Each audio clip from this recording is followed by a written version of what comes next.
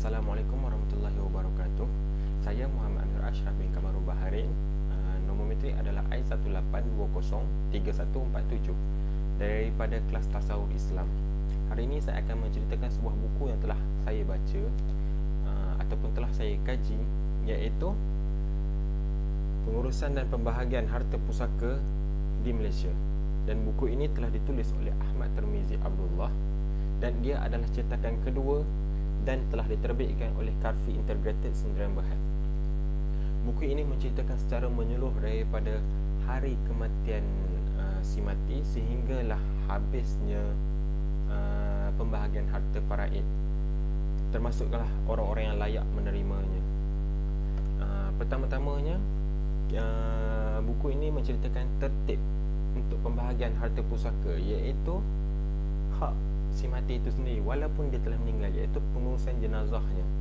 Dan seterusnya, setelah selesai pengurusan jenazah, kita akan melalui satu lagi proses, iaitu proses pengasingan harta, di mana ada harta yang boleh dicairkan seperti RM1 dan ada juga harta yang tidak boleh dicairkan seperti bangunan, mungkin tanah dan sebagainya. Seterusnya, tertib ini akan pergi kepada pembayaran hutang si mati, dan setelah itu si isteri boleh menuntut pula wang sepencarian.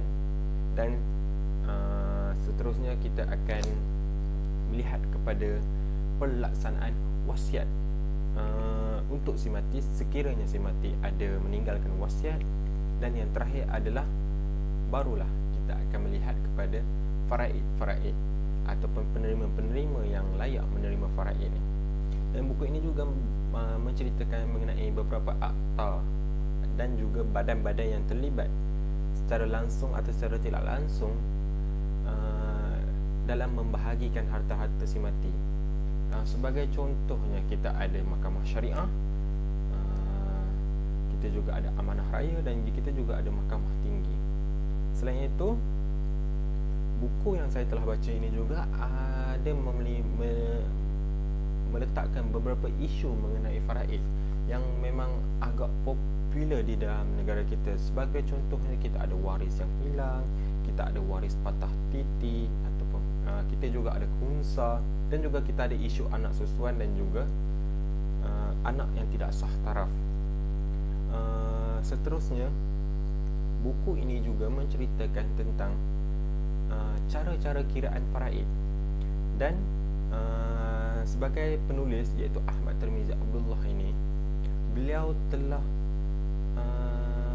memperkenalkan satu cara kiraan yang beliau sendiri yang memperkenalkan, iaitu dari yang diberi nama Kirosuki, di mana kiraan ini lebih mudah